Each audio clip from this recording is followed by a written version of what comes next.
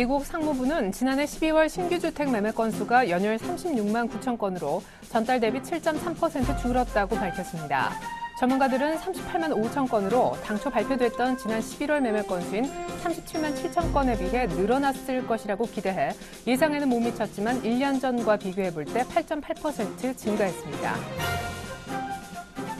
같은 날 유럽중앙은행은 유로존 은행 278곳이 이번 달 30일에 1,372억 유로의 장기 대출금을 되갚기로 했다고 얘기했습니다. 이는 애널리스트들이 내다봤던 500억 유로에서 100억 유로 규모의 조기 상환자금 규모를 크게 웃도는 것으로 은행들이 이처럼 조기 상환에 나선 이유는 자금 조달 여건이 좋아지는 등 재정 상황이 나아졌기 때문입니다. 한편 독일 기업들의 경기 신뢰도도 석 달 연속 올라 유럽 최대 경제국가인 독일 경제가 회복되고 있다는 신호를 보여주었습니다.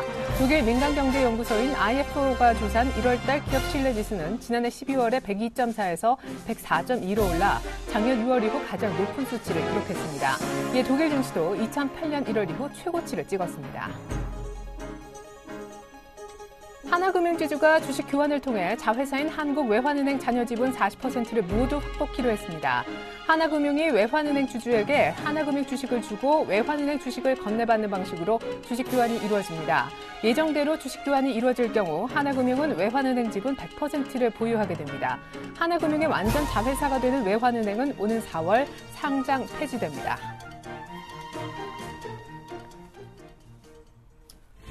안녕하십니까. 오늘장 내일장에 출린합니다. 간밤 뉴욕 증시에서 S&P 500은 마디 지수를 할 수 있는 1,500도 회복을 했더군요. 하지만 우리 증시는 여전히 디커플링 속에 나흘째 밀리고 있습니다. 삼성전자도 두 달 만에 주가 140만 원을 내준 상황이고 현대차, 기아차도 오늘 추가 하락하면서 각각 20만 원과 5만 원 주가 밑에서 머물고 있습니다. 무엇보다 외국인들의 매도가 가장 큰 부담이 아닐까 싶은데요. 금요일 날 무려 4,900억 이상 순매도했던 외국인, 그 정도면은 매도 클라이막스를 쳤을 법한데 오늘만 추가적으로 현물을 4천억 넘게 더 팔고 있습니다. 현물하고 같이 파는 것도 이렇게 되면 벌써 사흘째가 될 텐데요. 코스피 쪽부터 흐름을 해보겠습니다. 네, 코스피는 오늘 1930을 한번 깰 뻔했었고요. 개장 초반의 일이죠. 지금은 조금 올라왔는데 낙폭은 한 7포인트, 6포인트가량 되고요. 1940선 개장 가격 정도를 지금 유지하고 있다고 보여집니다. 물론 기관의 매수 공세가 지금 훨씬 더 투신권 중심으로 커져 있기 때문이긴 한데 그렇다고 외국인들의 매도가 많이 줄지도 않았습니다. 다만 외국인들 선물 쪽 매도는 약간 줄어든 상황입니다. 코스닥 쪽으로 가보죠. 505선. 오늘 역시 개장 초반에 비해서는 역시 지금 현재가가 낮은 그런 상황이 되겠고요. 외국인 기관의 양 매도 걸려있고 역시 형님 따라 전체적인 증시 분위기는 조금 부진합니다. 오늘 방산주 그리고 창투사주, 나로 테마 정도가 형성이 되어 있습니다. 원달러 환율 흐름 보시죠.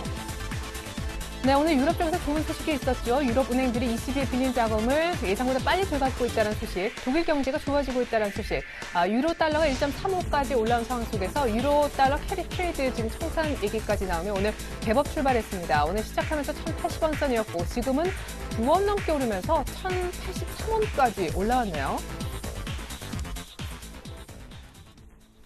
네, 오늘 IT와 함께 철강주 많이 부진한 가운데 건설주가 괜찮고 여전히 M&A 소식 본격화에 금융주가 가장 강한 날입니다. 계속해서 오늘장 내일장 1부에서 준비한 소식부터 보여드립니다. 애널리스트에게 듣는다. 오늘 동양증권 조병현 연구원부터 만나보도록 하겠습니다. 실적 환율 수급 3중고를 앓고 있는 시장인데 언제쯤 악재 딛고 반등 보여줄 수 있을까요? 나흘 연속 밀리고 있지만 오히려 저가 메리트가 있다고 볼 수 있는 것인지 전략 세워드리겠습니다. 네, 내일 갈 1등주 SK증권의 김민수 차장님과 함께 찾아볼 텐데요. 60주선을 코스피가 못 지킨다면 1900선 초반까지도 밀릴 수 있을까요? 지금은 대형주에 관심을 갖기보다 중소형주로 대응하는 것이 맞는 것일지 종합적인 전략과 더불어 성우 하이텍이 내일 갈 1등주라고 하십니다. 전반적인 자동차 업황은 좋지 못하지만 그럼에도 불구하고 이 종목만큼은 4분기 실적 기대감이 높다고 하네요. 네, 계속해서 텐스탁의 이광호 팀장님 이번 주 예감 한번 체크를 해볼까요? 수출입 물가지수 나옵니다. 때문에 국내 시장 변동성이 다시 커질 수 있는지 여부, 미국의 올해 첫 FOMC 회의가 잡혀 있고요. 4분기 GDP 발표도 예정이 되어 있습니다. 얼마나 우리 시장에 영향을 줄까요? 더불어 인프라웨어로 현재 23% 수익 목표가인 11,000원도 이미 도달을 한 상황인데 하지만 추가 상승 더 나올 수 있는지 여부도 포트 측면에서 알아보도록 하겠습니다. 일주일 호흡으로 수익이 날만한 종목 얘기 들어보는 7일간의 수익 다이어리. 오늘은 동양증권 부평지점 박현상 대리님의 추천주 로만손 얘기 들어볼 텐데요. 금일 뉴스 나왔죠. 글로벌 강소대국 육성 대상으로 선정이 됐고요. 쌍끌이 수급까지 보이면서 안 살 이유는 없어 보입니다. 네, 낙폭을 줄인 것이 1940, 오늘 장중에 1930을 깰 뻔한 날입니다. 여의도로 한번 나가보죠. 동양증권 조병현 연구원 연결합니다. 안녕하세요. 예, 안녕하십니까. 네, 무엇보다 외국인들의 매도 언제쯤 진정될까? 오늘도 상당히 많이 파네요.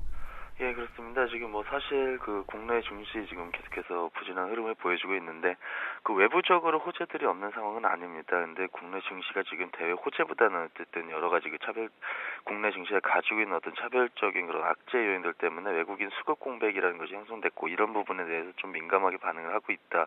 이렇게 상황을 정리해 볼 수가 있을 것 같습니다.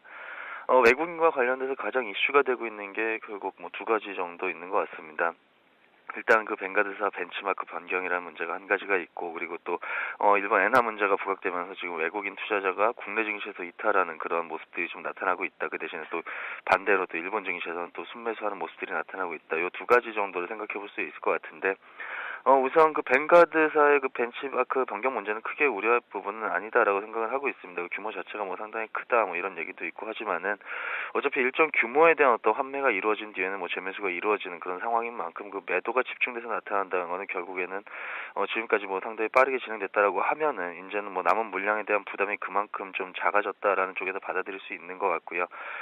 지금 문제가 되는 것은 결국 일본인데 일본 1월 이후에 지금 국내와 일본 증시에서 대표적인 경합 업종이죠. IT랑 자동차 지금 기업들 주가가 완전히 다른 상반된 모습들을 보여주고 있습니다.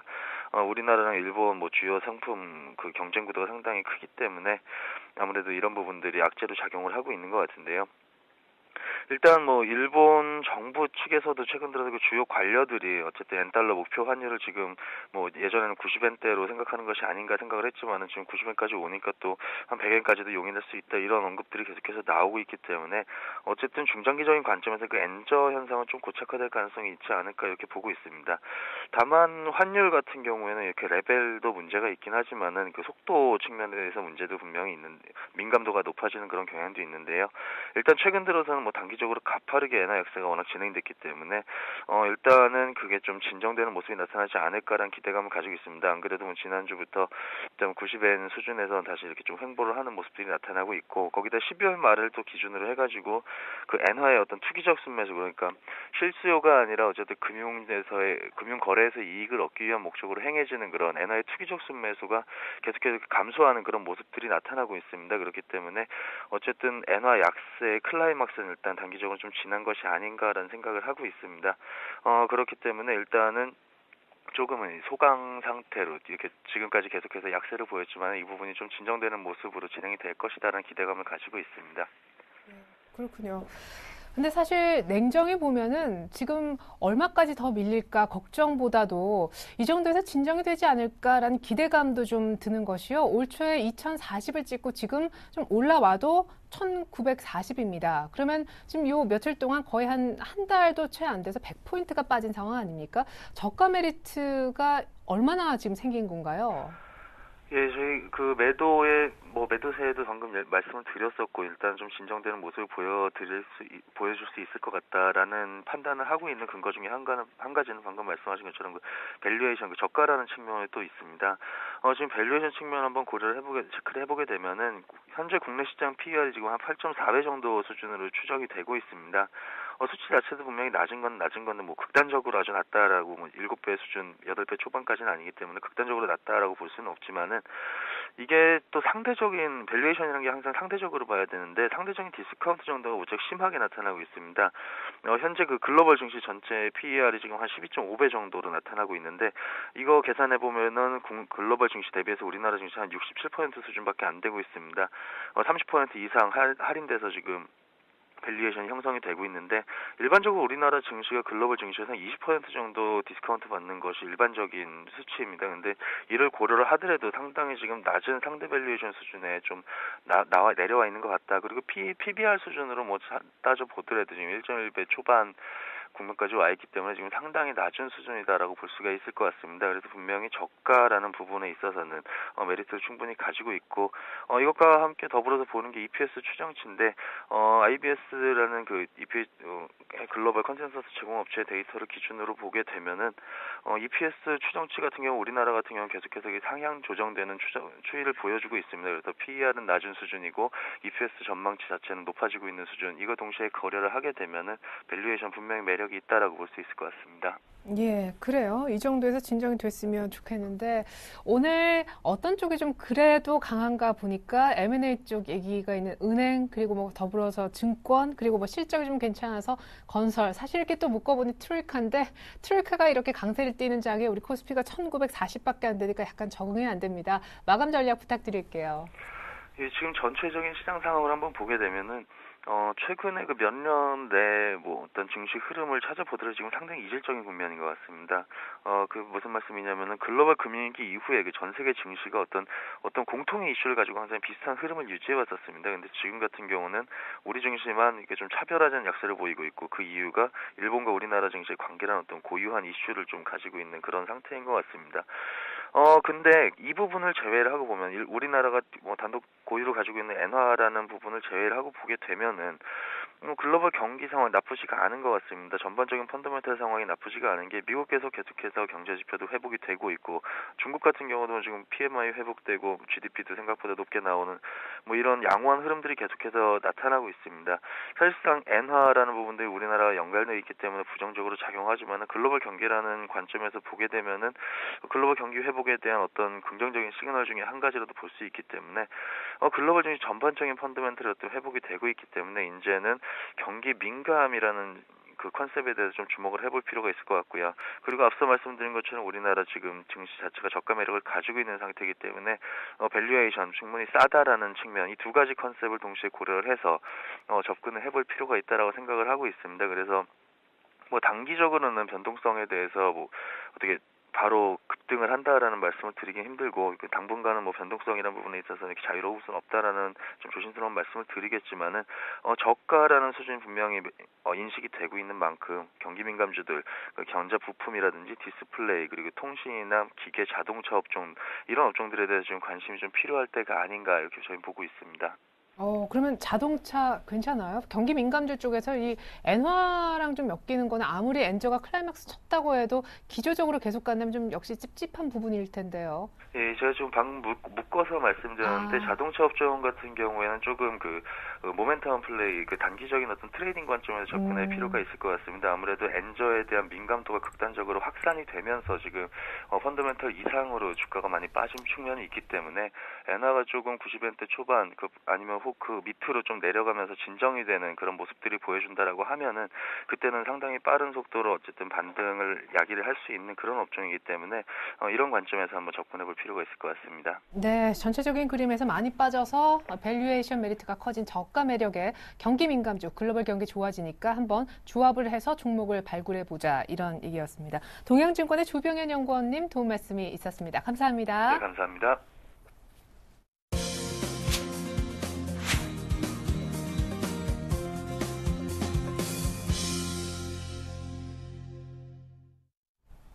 네, 조금 전부터 게임주가 동반 하락하고 있는 속에 내일 갈 1등주 찾아보는 시간입니다. SK증권의 김민수 차장님 연결합니다. 안녕하세요. 예, 안녕하십니까. 네, 시장 걱정됩니다. 지난주 저희가 만났을 때는 그래도 시장이 조금 오르고 있어가지고 1975선 지지 얘기도 나눴던 기억이 나는데 일단 지지는 확실하게 실패를 했습니다. 그때 뭐 사실 2000이 회복돼도 다시 밀릴 장이라고 얘기하시긴 했었는데 어디까지 더 밀리겠습니까? 예, 일단 그 시장이 전반적으로 환율 부담 때문에 그리고 이제 수급 때문에 시장이 상당히 좀 부진한 모습들로 볼 수 있을 것 같고요. 일단 외국인들 매도 프로그램 매도 지금 많이 강조드렸던 내용들처럼 수급이 개선 전까지는 시장이 해외 시장 분위기에 탄력적으로 맞춰가긴 좀 힘들 가능성들 계속 염두를 좀 해둬야 될 것 같고요. 그런 가운데 일단 그 지금 시장이 모든 게 다 하락하는 모습들이 아니라 일단 그동안 많이 올랐었던 종목들 중심의 어떤 변화가 좀 더 눈에 띄는 흐름들이라고 보시면 될 것 같고요. 특히 그 상대적 수출 대표주라고 보여지고 있는 IT 쪽에서 삼성전자 그리고 자동차 쪽에서 현대차에 대한 압박 강화가 시장의 투자 심리를 가장 좀 안 좋게 만들어내는 어떤 가장 큰 변화다라고 볼 수 있을 것 같고요. 근데 그렇다고 한다면 지금까지 과거 시장에서 수출 대표주 중심으로 시장이 재편돼서 강세를 흐름을 봤던 모습들 쪽에서 또 과거 패러다임과는 좀 바뀌는 어떤 흐름들이 아닐까 생각되고 있고요. 거기다 이제 그 새로운 정부 쪽에서 계속 지금 연일 신경 쓰고 있는 부분들은 아무래도 어떤 중소기업 친화와 관련된 정책들 이런 쪽에 대해서 변화를 좀 염두를 하고 있는 모습들이기 때문에 그런 관점들 조금 더 눈여겨 보셔야 될 것 같고요. 그런 가운데 일단 시장에서 시가총액이 큰 수출 대표주가 하락하다 보니까 시장의 탄력이 좀 줄어드는 모습들인데 그렇다고 하더라도 상대적으로 선전하는 업종들 지난주에도 금융주에 대해서는 조금 더 강조를 드리면서 말씀을 좀 드렸었는데 이 금융주라든가 거기다 이제 화학 쪽 그리고 정유, 건설 이런 쪽에서는 오히려 상승 탄력이 조금 더 양호한 모습들로 그러니까 어떻게 보면은 시장이 어느 정도 좀 그 안정만 찾는다고 한다면 바로 탄력은 좀 강화되리라는 어떤 모습들을 보여주고 있는 모습들이 좀 있기 때문에 그런 관점 쪽에서는 조금 더 주목을 해봐야 될 것 같고요. 좀 더 기술적으로 본다고 한다면은 시장이 일단 지금 상황에서는 한 60주선, 그러니까 1930선 중심으로는 지지를 보이고 있는 어떤 모습들을 좀 보이고 있는데 여기서 이제 이탈을 하느냐 여부가 좀 중요할 것 같고요. 그렇다고 한다면 한 1900선 초반까지도 추가적으로 좀 염두를 좀 해줘야 되겠지만은 여전히 아직까지는 상기제적으로 많이 빠졌기 때문에 언제든지 반등을 시도하려는 움직임들은 꾸준히 좀 보여줄 수 있다고 생각됩니다. 그런 가운데 지지권이 확인되게 되면 언제든지 한 61선인 한 1950선 이상으로는 시도가 가능할 수 있다는 점 염두를 해두셔야 될 것 같고요. 근데 가능한데 여전히 또 수급이 불안하다. 그렇다고 한다면 시장은 또 힘이 없을 가능성들 또 같이 좀 염두를 해두시면서 일단 지금은 수급이 가장 큰 관건입니다. 그렇기 때문에 수급에 대한 변화들, 시장 큰 그림을 먼저 그려보시고 대형주 쪽에서는 매수 타이밍을 지금 적극적으로 가져가기보다는 일단 전략상으로는 매수 타이밍을 조금씩 늦춰보시면서 이제 1930선 이하 정도에서는 이제 주식을 모아가는 관점은 바람직하지만은 아직 조금 어정쩡한 자리에서 주식 들어가기는 좀 아직 힘들지 않을까라는 관점으로 볼 수 있을 것 같고요. 중소형주 중심으로 종목을 일단 대응하는 전략들, 그래서 시장보다 견조한 종목들, 그리고 특히 기관 쪽에서 매수세가 조금씩 받쳐주는 종목들, 어떤 그런 종목들 중심으로 수급 확보된 중심의 전략이 좀 필요한 때라고 생각됩니다. 네. 만약에 1930을 못 지키면 1900선 초반까지 밀릴 수 있고 만약 지켜도 한 1950까지는 갈 테지만 거기서 또 수급이 안 받쳐주면 다시 밀릴 수 있다.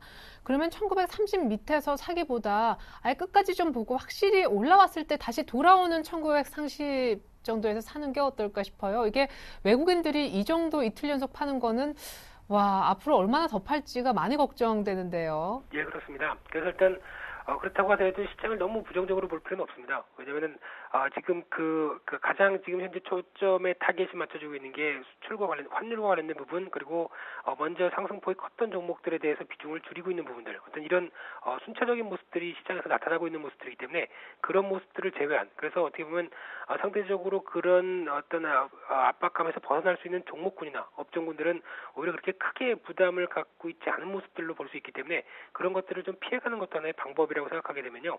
일단 지금 최근에 많이 빠졌다고 해서 삼성전자, 현대차를 노리는 전략도 물론 중요하겠지만은 그거보다는 시장에서 좀 견디고 있는 종목들, 그래서 특히 지금 금융주로도 대변이 되고 있는 모습들인데 그런 어떤 시장 대비해서 견디는 종목들에 대한 어떤 지지권을 좀 찾아가면서 매매하는 것도 하나의 시장을 피하는 방법이다라는 것들도 좀 염두를 해주시고요. 말씀하셨던 부분, 약간 지금 1930선을 어떤 식으로 지지를 하느냐에 대한 부분들도 물론 중요하겠지만은 일단 1950선과 30선 사이에서 일단 하락에 대한 지지권 흐름들을 충분히 그러니까 외국인들 매도가 나와도 지지를 충분히 받는 모습들을 확인하고 들어가는 게 더 중요하지 않을까 그렇게 볼 수 있을 것 같습니다. 네. 자, 무엇보다 지난주에 저희가 얘기 나눴던 증권주 포함해서 M&A 얘기가 더 구체화된 금융, 은행, 또 보험까지 이쪽이 의외로 참 올해도 잘 간다 싶습니다. 오늘도 역시 강세인데 저점 대비 30% 넘게 오른 그런 종목도 있네요. 오늘 힘이 좀 좋은 1등주 섹터별로 소개해 주시죠. 예, 먼저 금융주입니다. 지난주에 이어서 두 번째로 소개해드리는데 일단은 내일 정도까지는 시세가 좀 이어질 것 같습니다. 근데 여기서 지금 내일 하루 정도 시세가 더 갈 걸로 보고 추격 매수하는 자리는 아니다라고 조금 더 분명히 말씀드리고 싶고요. 지금 상황에서는 지금 똑같이 어느 정도 단기적으로 약간 이격도 다 같이 벌어지고 있는 그런 자리이기 때문에 내일 정도엔 반대로 보유하고 계셨던 분들은 일단 부분 축소로 좀 들어간 자리가 맞지 않을까 생각되고 있고요. 그런 가운데 이제 하나금융지주, 특히 오늘 외환은행과의 어떤 얘기들, 그리고 우리투자증권, 추가적인 금호정금과의 합병설 이런 식으로 얘기 나오면서 일단 그 내수가 부양되게 되면 가장 먼저 수혜를 볼 수 있을 만한 업종들에 대한 흐름들로 움직이면서 다시 한번 강조드리면 기대감입니다. 그렇기 때문에 그런 모습들이 먼저 맞아진다라고 하는 모습들로 볼 수 있다고 한다면은 일단 추가적인 탄력은 일단 어느 정도 좀 제한될 수도 있다는 점 염두를 해주시면서 다시 한번 흔들렸을 때 접근할 수 있는 전략적으로 맞춰가시는 게 좋을 것 같고요. 건설주도 마찬가지입니다. 지금 현대건설이 지난주 금요일 날 실적을 좋게 발표하면서 주가 흐름들이 양호했는데 일단 그 예상보다 양호한 실적이라는 점, 그래서 기대감에 초점을 맞추고 있지만은 어떤 그 단기적으로 역배열 상태에서 좀 돌아온다는 점을 봤을 때는 추가적인 탄력이 강하지는 않을 가능성에 좀 무게를 두시면서 일단 시세 흐름들은 추세음에서는 아니라는 자리라고 생각되고 있고요. 반대로 화학 정유주는 생각보다 견조합니다. 마진이 좀 양호한 모습들이기 때문에 롯데케미칼, SK이노베이션 같은 종목들은 일단 지금 자리에서는 어떤 그 저점 매수 관점 쪽으로 계속 접근을 타진하는 전략이 좀 더 바람직하지 않을까 그런 쪽으로 볼 수 있을 것 같습니다. 네, 조금 전에 현대건설에 이어 삼성엔지니어링도 호실적 발표하면서 오늘 상승세가 제법 나오고 있습니다. 앞서 전체적인 전략으로 아직은 대형주 사지 말고 중소형주 수급이 살아있는 쪽으로 집중해보자라고 하셨는데 이제 내일의 1등주로 중소형주를 꼽아 오셨으리라 생각이 듭니다만 자동차 관련된 종목이라면서요. 아까 자동차 안 된다고 하셔가지고 맞나요? 예, 맞습니다. 근데 이제 자동차 관련된 쪽에서도 중소형주 폭에 해당되는 모습들이고요. 근데 그 이제 자동차 업황이 부진한데 왜 이 종목을 골랐느냐라고 말씀하실 수도 있는데 그럼에도 그 업황이 안 좋아도 그래도 실적이 좋은 모습들은 일단은 한번 시세 분출이 한번 나올 수 있다는 관점 쪽으로 말씀드리고 싶고요. 일단 지금 4분기 실적에 대한 기대감이 초점입니다. 즉 이런 얘기는 4분기 자회사에 대해서 이익 효과, 즉 IFRS의 연결 실적으로 바뀌면서 특히 이제 해외 법인이라든가 자회사 쪽에서 상당히 좋은 실적을 보여주는 모습들이라고 한다면 4분기 실적이 커지고요. 그러면서 상대적으로 많이 하락했던 거에 대비해서 주가의 반전 모멘텀을 가질 수 있는 만한 종목들 그런 쪽이 좀 채점이 아닌가 생각되고 있고요. 그런 가운데 몇몇 자동차 부품주가 얘기가 나오고 있지만은 그 중에서 기관 매수세가 조금 더 단단하게 움직이는 어떤 성우하이텍이 주가가 조금 더 기대되는 모습들이 아닐까 생각되고 있고요. 성우하이텍 같은 경우는 일단 그 지금 얘기 나오는 쪽으로는 물론 이제 해외 진출한 현대차와 관련된 쪽에서의 변화도 물론 있겠지만은 일단 그 중소형 부품사 중에서 해외 부문 이익 기여도가 가장 높은 종목으로 해석을 하고 있고요. 그렇다고 한다면 일단 지금 자리 쪽에서는 한 번 더 반등 시도가 강하게 이끌어질 수 있을 점, 이 점에 대해서 초점을 맞춰보고 있고요. 따라서 일단 지금 가격대 부분에서 눌림목 이후에 재차 바로 직전 고점대를 돌파 시도하는 모습들이 긍정적이라고 볼 수 있을 것 같고요. 단기적으로는 직전 고점대 부분 약 한 13,000원대 부분을 시도가 들어갈 수 있을 만한 모습들로 생각하면서 목표가를 13,000원대, 손절가는 1,900원대를 조금 짧게 가져가면서 어떤 그 위쪽에 대한 흐름들을 조금 더 열어놓는 전략 필요하다고 생각됩니다.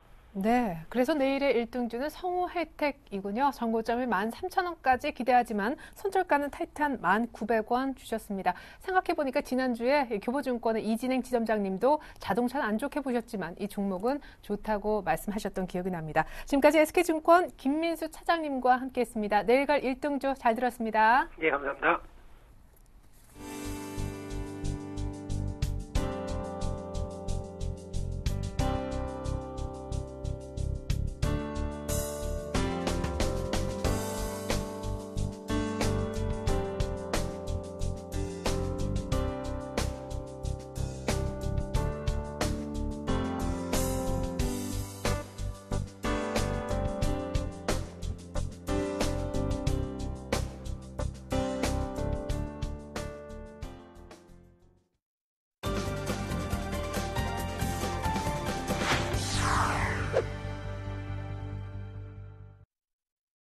네, 오늘도 3% 가까이 밀렸던 현대차가 거의 약보합으로 돌아서면서 코스피도 일단은 1940선 정도는 지키려 하고 있습니다. 한 주 출발부터 역시 좋지 못한 가운데 이번 주 전체적인 그림을 그려보는 순서 가져보죠. 이번 주 예감 텐스탁의 이광우 팀장님 모셔보겠습니다. 안녕하세요. 네, 안녕하세요. 네, 자 지난주 꽤 밀렸고 네. 여기서는 밀리면 안 되는데 또 밀리면서 시작한단 말이죠. 네, 그렇죠. 이번 주에 지켜봐야 될 것을 좀 뽑아오셨다고요? 네, 이번 주에 조금 체크해 보셔야 될 부분을 좀 크게 국내와 그 미국의 두 가지로 좀 나눠서 좀 말씀을 드려보겠습니다. 일단 국내적으로 보시면은 그 지경부에서 발표하는 수출입 동향 그리고 소비자 물가지수 금융통화위원회의 의사록 공개 등이 지금 예정돼 있고 또 미국으로 보시자면 FOMC 회의 올해 첫 FOMC가 예정돼 있습니다. 그리고 GDP 발표와 그 자동차 판매 실적 그리고 ISM의 그 제조업 지수 발표가 예정돼 있는데 국내 증시에 어떠한 영향을 미칠지 정확하게 체크를 하셔서 이번 주 대응하시는 게 좋을 것 같습니다. 네. 자, 먼저 국내 변수부터 좀 들여다보죠. 수출입 성적이 나오고 물가 지표가 나올 모양인데 사실은 네. 변동성이 지금 굉장히 듣기 싫은 단어이거든요. 여기 그렇죠. 좀 안정적으로 올라가도 안 되는데 수출이 걱정되는 이유는 최근에 많이 걱정하고 있는 환율이 그렇습니다. 우리 수출 기업에 얼마나 타격을 줬을까? 이게 이제 성적이 나온다는 얘기 아니겠습니까? 그렇죠. 아무래도 원화 강세가 최근 들어서 계속 나타나면서 그 수출 실적 결과에 따라 그 국내 경제 회복 여부가 조금 가늠을 해볼 수 있을 것 같습니다. 일단 1일, 그 2월 1일 날 주식경제부에서 발표하는 1월 그 수출입 동향에 좀 시장 관심이 많이 쏠릴 것으로 전망이 되는데 일단 좋은 소식을 먼저 전해드리자면 전월 대비한다면 좀 소폭 상승할 것으로 보고 있습니다. 지금 전반적인 대외 여건은 전체적으로 좀 좋아지고 있는 상황인데 아무래도 지금 그 수출 경쟁력의 가장 큰 걸림돌로 작용하는 게 그 환율 하락, 그 엔화 강세에 따른 이제 원화 강세 여부를 좀 말씀을 드릴 수가 있겠습니다. 그 수출 경쟁력이 굉장히 또 타격이 크게 받으면서 어차피 불가피한 상황이기 때문에 수출 실적이 좀 많이 좀 나아지지 않을 거라는 전망이 좀 지배적인 상황입니다. 그런데 이 부분이 만약에 그 대폭 개선이 안 된다면은 국내 그 대폭 개선이 된다면은 국내 경기에 좀 온기가 좀 불어넣어지면서 투심을 좀 자극하면서 다시 한번 그 지수를 어느 정도 이끌을 수 있는 그 모멘텀으로 작용을 하겠지만은 그 부분이 기대에 못 미친다면 그 여전히 국내 경기에 대한 그 기대 심리가 낮아지면서 지수에 분명히 부담감으로 작용을 할 수 있는 만큼 이번에 지금 발표될 그 수출입 동향 분명히 체크해 보셔야 될 것 같고 네. 또 한 가지를 좀 말씀을 드리자면 통계청에서 그 소비자 물가 지수를 발표하고 있습니다. 예정에 있습니다. 그 두 달 연속 1%대로 지금 떨어지면서 좀 안정적인 기조를 지금 이어가고 있는데 정권 교체 시기에 맞물려서 또 설 대목을 앞두고 있다는 시점에 감안을 했을 때 어느 정도 물가 상승 불가피하지 않나. 그렇게 된다면 만약에 물가 상승률이 2%대로 진입을 한다면은 그 물가 불안감이 확산이 되면서 특히 지금과 같은 약세장에서는 심리적 부담감으로 상당히 작용할 수 있다는 부분을 좀 염두에 두셔서 이번 주에 발표될 그 물가 지수 발표도 좀 관심 있게 보셔야 될 하나의 변수이다라고 말씀을 드릴 수가 있겠습니다. 네. 환율 원화 강세에 따라 우리 수출 성적이 어떻게 나올지 그리고 물가가 2%대 나올지 다 체크를 해 보셔야겠고 이제는 미국으로 넘어가겠습니다. 올해 첫 FOMC 회의가 이번 주에 열린다고 하고 무엇보다 4분기 GDP 성장률도 공개된다는데 그렇죠. 4분기 성장률이 많이 안 좋아질 거라고 이렇게 예상치가 나와서 이 부분도 걱정이 됩니다. 네, 이번 주에 좀 FOMC와 GDP 가장 큰 그 두 가지 굵직한 이벤트라고 할 수가 있겠는데 먼저 좀 FOMC 회의 먼저 말씀을 좀 드리겠습니다.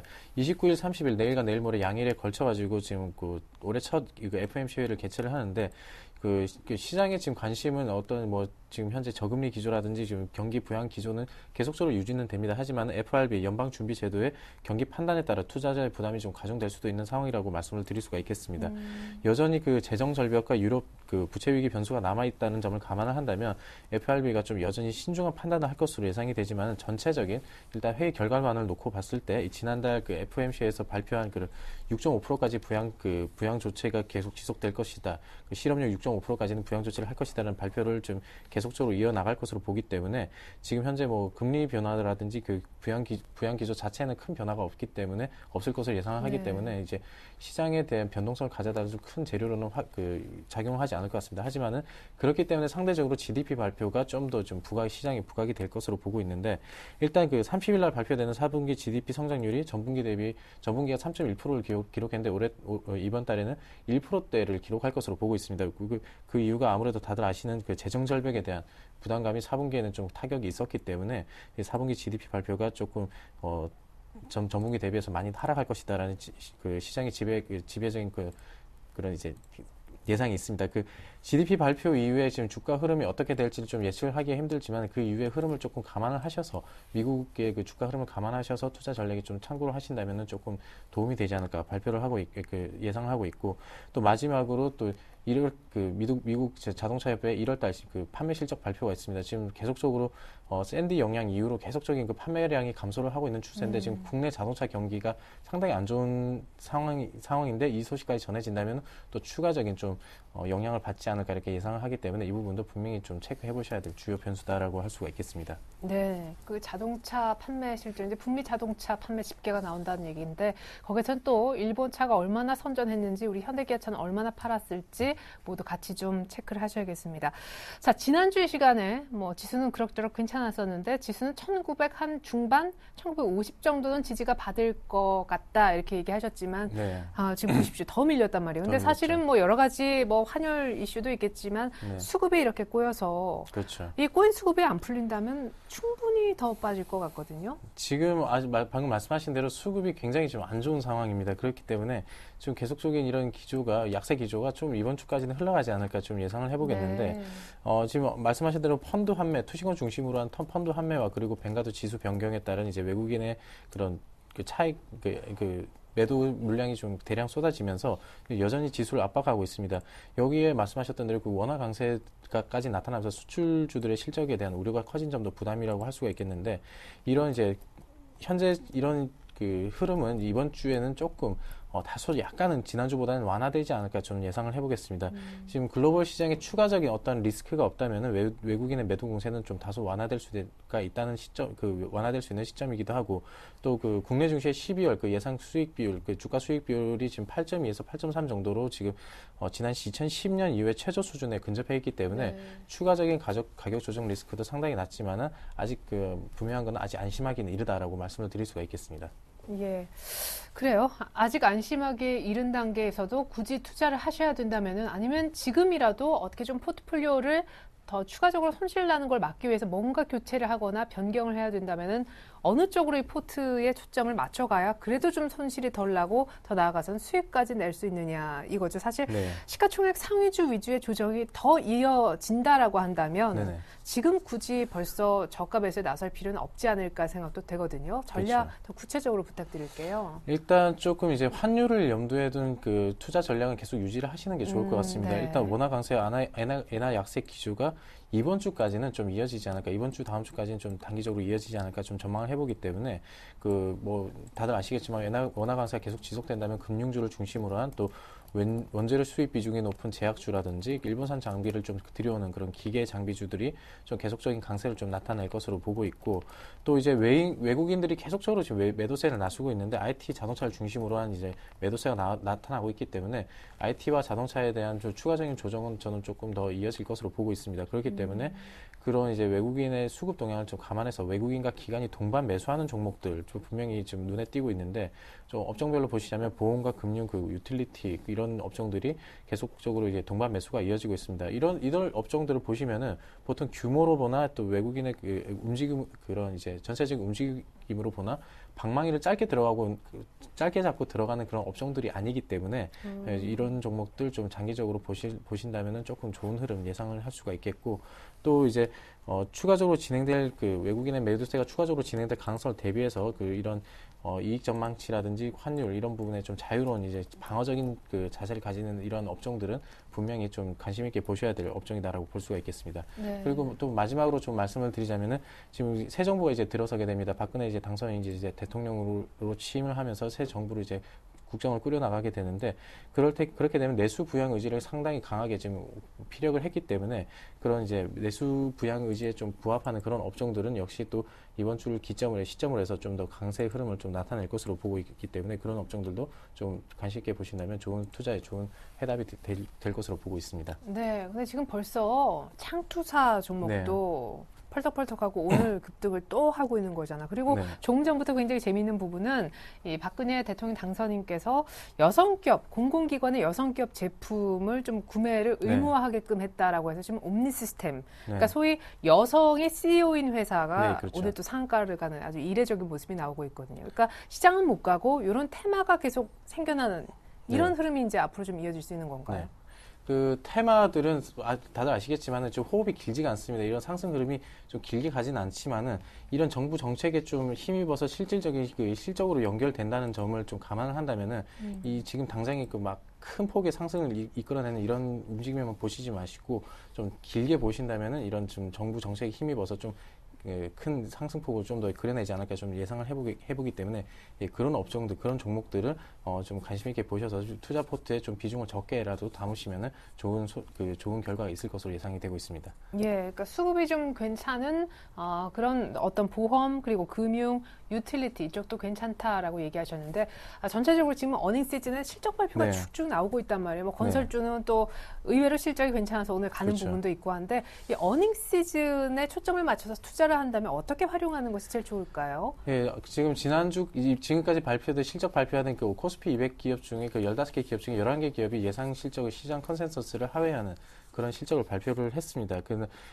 근데 이런 이제 실적 부진에 대해서는 어느 정도 지금 그 주가에 반영이 됐다고 보시면 좋을 것 같습니다. 그 자동차를 제외를 한다면은 실적 개선 기대감이 그 큰 업종들을 좀 유심히 볼 필요가 있는데 철강이라든지 유틸리티 오늘 좀 철강이 좀 많이 빠져가지고 조금 이제 걱정스럽긴 합니다만은 건설과 철강, 유틸리티, 통신 이런 유통 업종들이 계속적인 그 실적이 좋아질 것으로 지금 1분기를 시점으로 해서 다시 한번 그 실적 턴어라운드를 할 것으로 보고 있기 때문에 이런 업종 가운데서도 좀 주도적으로 움직일 수 있는 그런 종목들을 좀 잘 선별을 하셔서 투자를 하신다면 굉장히 효과적인 투자이지 않을까 이렇게 보고 있습니다. 네. 자, 그렇다면 오늘 포트폴리오에 신규로 넣으실 종목은 무엇일까 궁금합니다. 1940선, 오늘 30선까지 좀 많이 머물렀던 그런 날인데요. 사실 네. 굉장히 싼 종목들도 많아서요. 전문가는 오늘 같은 날 어떤 종목을 얘기할까? 저는 오늘 좀 어떻게 보면 좀 리스키하긴 한데 조금 그래도 지금 단기적으로 이렇게 하이트 진로라는 종목을 한번 보겠습니다. 하이트 진로를 보시면은 일단 그 제품 가격 인상으로 지금 주정 가격이 전반적으로 지금 인상이 됐기 때문에 그 추가 매출에 대한 기대가 있는 상황입니다. 그리고 지방에서 이게 참이슬 다들 아실 겁니다. 그 전국 어딜 가나 있는 소주인데 그 지방에서의 그 소주 점유율이 지금 계속적으로 상승을 해주고 있는 모습, 그런 계속적으로 그런 이제 긍정적인 뉴스들이 전해지고 있고 또 환율이 하락을 함에 따라서 그 4분기와 1분기에 조금 실적이 좀 더 강화될 것으로 예상을 하고 있습니다. 그래서 작년 한 해 2012년 실적이 3분기까지 실적이 그 전년의 실적을 이미 뛰어넘은 상황이기 때문에 이 실적에 의해서도 당분간은 좀 강세 흐름이 좀 나타나지 않을까 이렇게 생각을 해서 오늘 하이트 진로라는 종목을 한번 준비를 해봤습니다.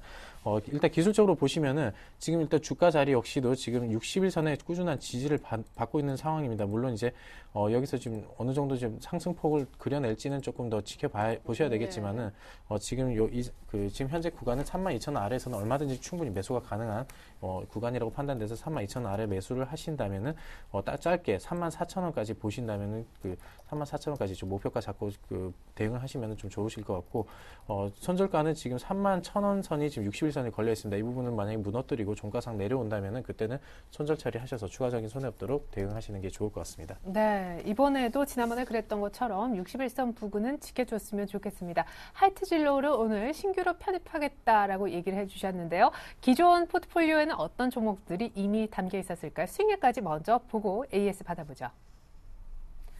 네, 텐스탁 이광호 팀장님의 기존 포트폴리오입니다. 인프라웨어가 20%, RF텍이 10%, 삼성물산이 가장 늦게 편입된 종목으로서 15% 편입이 돼 있었군요. 현금은 절반 남짓이었는데요. 수익률을 한번 살펴보죠. 자, 인프라웨어가 지난주에 한번 출연하시고 난 다음 날인가요? 곧바로 수익이 났습니다. 목표가를 찍었다라는 얘기고 23.6%. 근데 팔지 않고 조금 더 끌고 가실 생각이신가 봐요. RF텍도 지금 만만치 않게 목표가에 근접한 상황인데 삼성물산이 사실 지금은 또 괜찮지만 아까 조금 전까지만 해도 손절가였던 6만 원이 약간 깨졌었습니다. 결국 그냥 물산 정리하시려고요? 네, 지금 투자 원칙을 좀 지키는 것으로 가겠습니다. 사실 인프라웨어 RF텍에 비해서는 조금 수익이 네. 그렇긴 해요. 네, 좀 이제 뭐 아직 하락폭은 크진 않지만 일단 네네. 투자 원칙을 좀 지킨다는 그런 이제 저의 그 고집을 좀 세우도록 하겠습니다. 일단 그 삼성물산을 먼저 말씀을 드리자면 일봉 흐름상 어느 정도 상승 추세 지금 그 차트를 먼저 보여드리겠습니다. 상승 흐름의 그 밴드를 조금 이탈하는 모습 지금 나타내고 있습니다. 그렇기 때문에 이 부분을 만회하고 이 구간에 다시 한번 올라와 준다면 그때는 다시 한번 매수 타이밍을 잡아서 말씀드리도록 하고 지금은 손절하셔서 좀 계속 좀 흐름을 좀 더 지켜보시는 걸로 하겠고요. 일단 그리고 이제 인프라웨어는 지금까지 충분히 상승을 해줬습니다. 좀 많이 기특한 종목이 돼버렸는데 지금 현재 그 매도 타이밍을 지금 놓치는 거 많이 놓쳤습니다. 그렇기 때문에 지금은 정확하게 10,000원 선을 다시 한번 말씀드리지만 10,000원 선을 분명히 지키셔서 10,000원 선을 종가상 이탈을 한다면 오늘도 좀 깨트렸다가 다시 올라왔는데 종가상으로 만약에 깨뜨린다면 그때는 익절하시는 것으로 하겠고 목표가는 지금 현재 제가 그 기존에 그 11,000원 잡아드렸지만은 좀 1,000원 정도 더 보셔가지고 12,000원으로 목표가 수정해서 좀 보유하시는 것으로 하겠습니다. 그리고 RF택은 좀 단기적으로 좀 무선 충전에 대한 수혜주로서 굉장히 좀 많이 부각이 되면서 좀 계속적인 관심을 받고 있는데 이 부분은 조금 더 지켜보신다면은 지금 현재 구간에서는 크게 밀리지는 않을 것으로 판단을 하지만 지금 뭐 목표가와 손절가를 좀 수정하시기보다 좀 더 흐름을 지켜보시는 것으로 의견 드리도록 하겠습니다. 예. 자, 인프라웨어 RF택이 각각 20%대, 뭐 18%대 이렇게 수익이 아주 괜찮은데 삼성물산에도 조금 손실이긴 하지만 그냥 곧바로 원칙대로 손절가 걸렸기 때문에 일단 뺀다라는 얘기 들어보았습니다. 인프라웨어는 12,000원으로 목표가에 도달했지만 목표가를 높이고 조금 더 홀딩이고요. RF택은 일단 뭐 목표가에 근접만 하고 있으니까 역시 홀딩. 오늘 신규주도 하이트 진로가 들어갈 것 같습니다. 끝으로 완성된 포트폴리오 다시 한번 보여드리면서 저는 이만 이광호 팀장님과 인사 나누겠습니다. 말씀 감사합니다. 고맙습니다.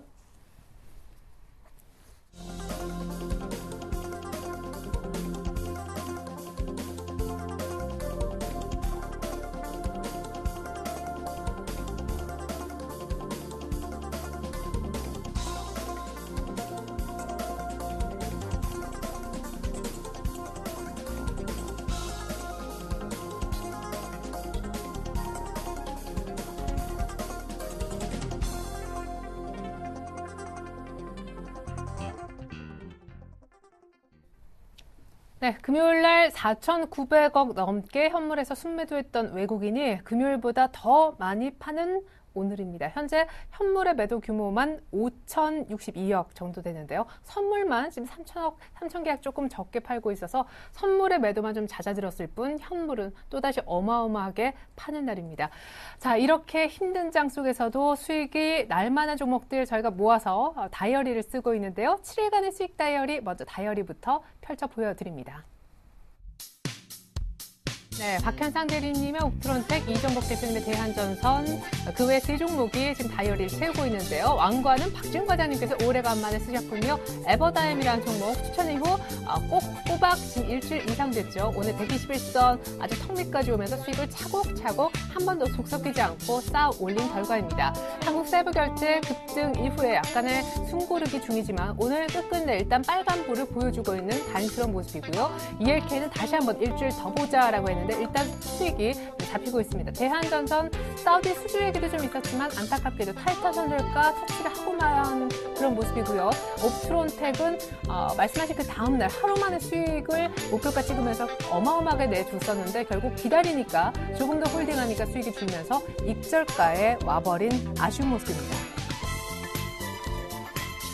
네, 다시 한번 말씀드리지만 오늘 왕관 쓰신 분은요. 박지훈 과장님의 에버다임이 되겠습니다. 에버다임 추천해주신 우리 박지훈 과장님 만나러 HMG 투자증권 시화 지점으로 한번 가보겠습니다. 박지훈 과장님 축하드립니다. 안녕하세요. 네, 안녕하세요. 네, 에버다임 진행이 굉장히 좋았어요. 오늘도 마찬가지고요. AS 들어보죠. 네, 뭐 전반적으로 시장이 뭐 외국인이 현물 매도에 나서면서 상당히 일단 수급 중심에서는 외국인 수급보다는 기관 중심의 수급이 어떤 종목으로 슬림하는 것이 수익률 확보에는 좀 더 나을 거로 보여지고요. 제가 이 종목 같은 경우는 지금 6거래일 연속 순매수 투신권에서 지금 들어오고 있는 모습입니다. 그래서 오늘도 지금 현재 진행 중인 거로 봤을 때 지금 한 7거래일 연속 지금 매수가 들어오고 있는 과정이고요.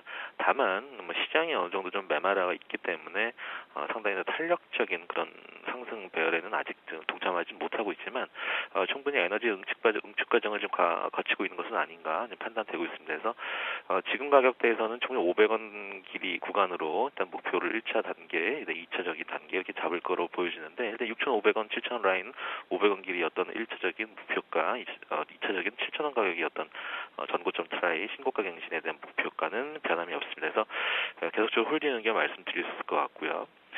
지금 이제 기계업종 자체가 좀 재미없습니다만, 역시 좀 중국 시장 자체가 상당히 좀 강하게 좀 올라오고 있는 그런 상황에서 충분히 반사익은 정말 시간의 어떤 그런 차는 좀 있을 수 있겠지만, 충분히 다소 조금은 시간이 좀 갭이 좀 있지만, 충분히, 또 커플링하는 그런 현상 나올 수 있지 않겠느냐.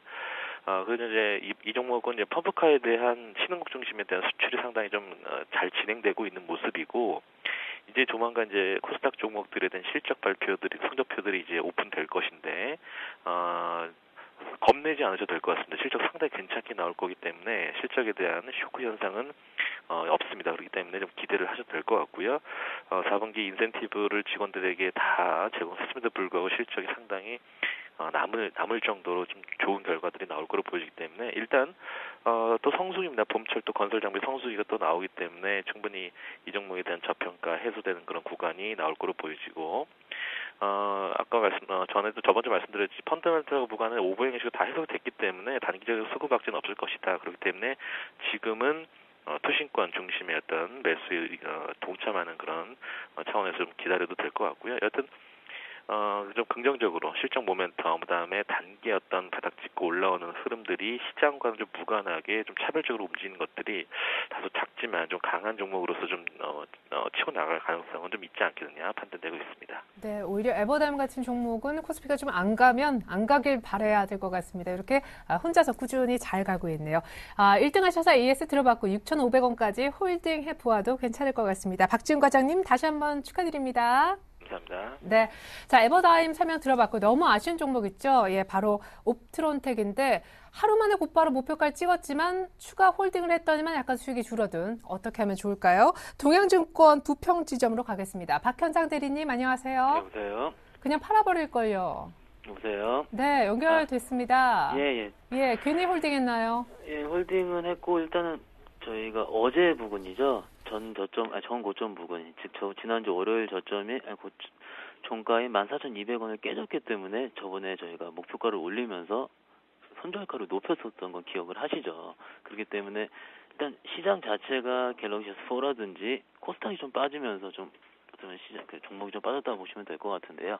그 빠진 거의 원인은 어떻게 보면 수급에 있다고 보시면 될 것 같습니다. 저희가 수급을 좀 보고 들어갔었는데 어떻게 보면 옵트론텍의 수급의 주체는 가장 큰 종목들이 이제 그 투신권이라든지 은행권, 즉 기관 수급이라고 보시면 될 것 같은데 물론 오늘은 조금 기관권에 들어오긴 했지만은 일단은 23일, 24일, 25일에 기관에서 15,000주, 6만 주 정도의 매도가 나왔기 때문에 일단 종목이 고점의 불근에 이르다가 깨졌다고 보시면 될 것 같고요.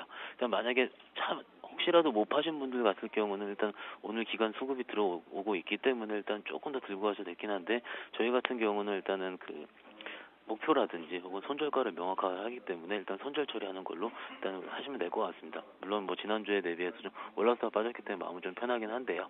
그렇더라도 우리의 원칙은 가장 정확하게 지켜야 된다는 점까지는 같이 한번 강조를 해드릴 수가 있겠습니다. 좀 너무나 아쉽기 때문에 오늘 같은 경우는 좀 더 세게 좀 만회를 할 수 있는 종목으로 좀 준비를 해봤는데요. 지금 나오다시피 로만손입니다. 뭐 종목 아시다시피요. JST나라는 대북 사업을 같이 하는 어떻게 보면 브랜드 매출이 올라오고 있는 업체라고 보시면 될 것 같은데 예전 같은 경우에 지금이 아니고 작년 한 9월경부터 시작된 로만손에 대한 주가는 15,000원 정도까지 갔었고요. 그렇지만은 일단 실적에 대한 부진이라든지 여러 코스닥 시장의 하락 때문에 투신권의 매도 때문에 좀 계속 빠졌다고 보시면 될 것 같습니다. 그러면은 실적이 되는 종목인데 우리가 어떤 식으로 좀 생각을 할 필요가 있겠느냐? 일단 공시를 보면은요, 매출액이 1,520억, 영업이익은 140억 정도로 추정을 하고요. 작년 기준으로 쳤을 때는 그러니까 2011년 기준이죠. 매출액 1,000억 정도밖에 나오지 않는 회사였습니다. 그렇기 때문에 매출액이 1년 만에 50% 이상을 성장을 했다. 영업이익도 역시 같이 성장을 했다고 보시면 될 것 같고요. 오늘 뉴스가 나왔는데 중소기업청에서 유정하는 글로벌 강소대국 육성 대상에 선정이 됐다는 뉴스와 함께 오늘 주가가 좀 강세를 이루는 것으로 보시면 될 것 같습니다. 하지만 이런 뉴스라든지 어떻게 보면 실적 베이스에 한 거는 우리가 좀 투자라는데 좀 늦을 수가 있지 않겠습니까? 좀 보면은요, 수급이 좀 가파르다 보시면 될 것 같은데 금요일날 투신에서 16,000주 정도, 3월 4,500주. 그러니까 첫 수급이 좀 들어왔고요. 오늘도 역시 투신 수급이 들어오고 있는 모습을 보이기 때문에 좀 더 강할 가능성이 높다. 일단은 매수가를 말씀을 드리자면 금일 종가 목표가로는 1,500원을 말씀드릴 수가 있겠고요. 상승이 시작한 가격인 9,000원대를 손절가로 잡을 수가 있겠습니다. 예, 로만손 일단 수급과 뉴스도 타이밍도 좀 괜찮았지만 무엇보다 수급과 실적 비대하면서 매수해보자라는 의견이셨네요. 동양증권 부평지점 박현상 대리님의 추천주 설명이었습니다. 가격까지 감사합니다. 네, 고맙습니다. 네, 외국인이 금요일 그리고 오늘 해서 현물을 1조 넘게 던집니다. 코스피 어쩔 수 없이 1930에서 끝낼 것 같네요. 전 잠시 종가 들고 2부로 다시 오겠습니다. 고맙습니다.